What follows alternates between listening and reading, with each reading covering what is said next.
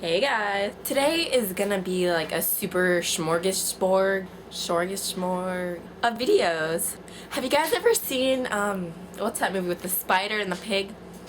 Charlotte's Web, where the rat, he goes to the carnival and he's singing about food and he's like, a fair is a smorgasbord. Okay, never mind. Anyway, so I promised you guys that I would talk about Silent Hill Downpour. So that is what I'm going to do right now. Okay, so like any well-respected Silent Hill game, it starts out slow as molasses on a winter's day. There's a lot of just walking, and you get to walk forward.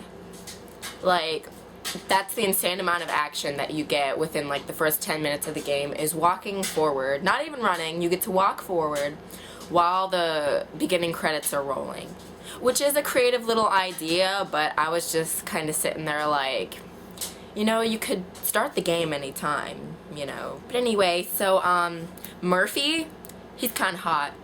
Like, I don't know what he did to get in jail, but am I the only person who thinks that he's a little bit of a pretty boy to have done whatever horrible thing he did? And is anybody else really confused about the fat guy that he just beats to death in his dream? I know that whole situation will probably be explained later, but that was just a weird way to start out, like, the action part of the game. It's just kind of like, you made me beat up some fat guy. I've definitely been sitting here with no lip gloss on. Sorry. Okay, definitely off topic, but this Maybelline Baby Lip stuff, I've heard like such a hype over it. And then my friend Christine uses it, and Graveyard Girl, who's one of my favorite YouTubers, uses it. And so I've been around the world in 80 days to find this, and I finally found it. I bought this one, and I bought the grape one. It's like a dark purple tinted one. And I'm actually really not all that impressed with it. I like my EOS a lot better, which is somewhere in this world in my room. Here we go. Favorite chapstick ever. The fruitness EOS thing. Y'all know the holiday lip glosses at the Bath & Body Works? This is my favorite. Red Velvet Cupcake.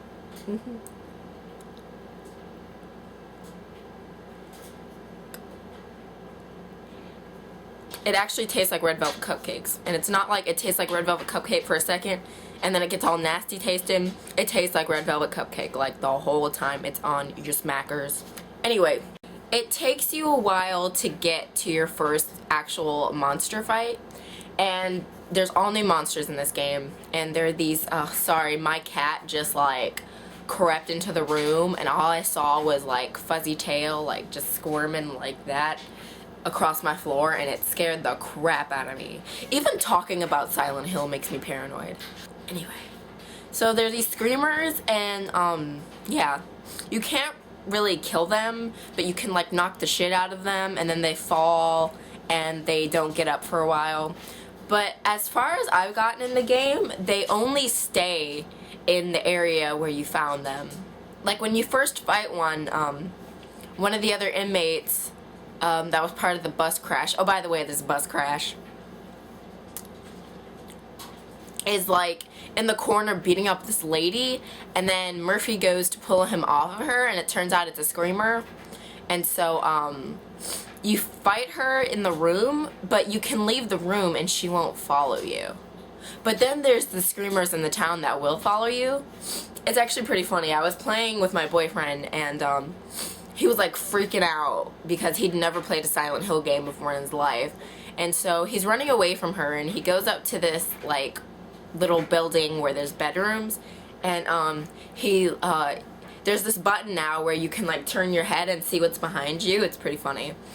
And he pushed that button to see what was behind him. Nothing was behind him.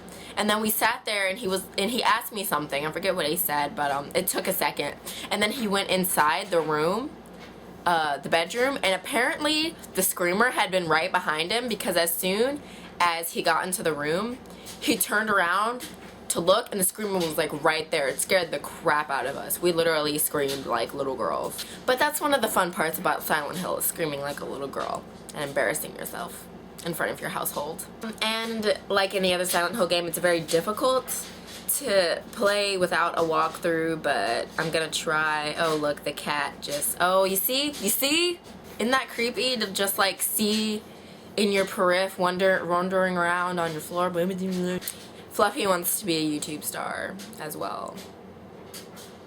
But yeah, I haven't gotten too far in the game, to be completely honest, but it's pretty good so far.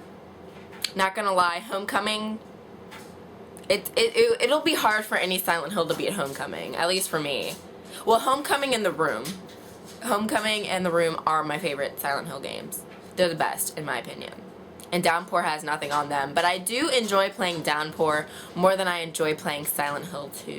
And another Silent Hill news, I was creeping on Facebook, and I saw a picture of one of the pictures. I saw a picture of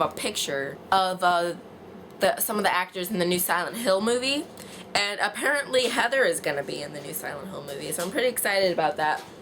It doesn't really surprise me though, since Heather is like the reincarnation of Alessa, and the first movie was all about Alessa. Of course, they're probably gonna up the storyline all kinds of ways, but I'm still excited about it. Yeah, this probably wasn't as informal as you thought it would be, but yeah.